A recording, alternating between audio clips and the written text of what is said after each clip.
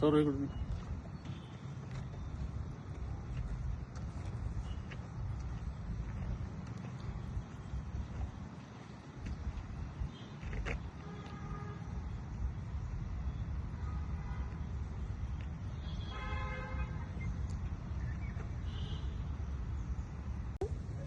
काल धाराशिवमध्ये एक व्हिडिओ व्हायरल झाली होती.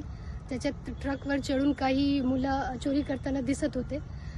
तत्काळ धाराशिव पोलिसने आणि त्यांचे ते LCBची टीमला रवाना केली आणि ते 6 आरोपी सापडलेले आहेत आणि ते आरोपी सध्या भी दरोडा करण्याची तयारीमध्ये होते.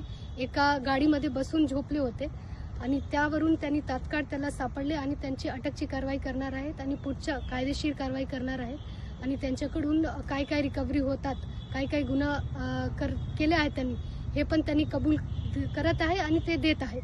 तर हे LCBची पथकची आणि धाराशिव पोलीसची मोठी कारवाई होती.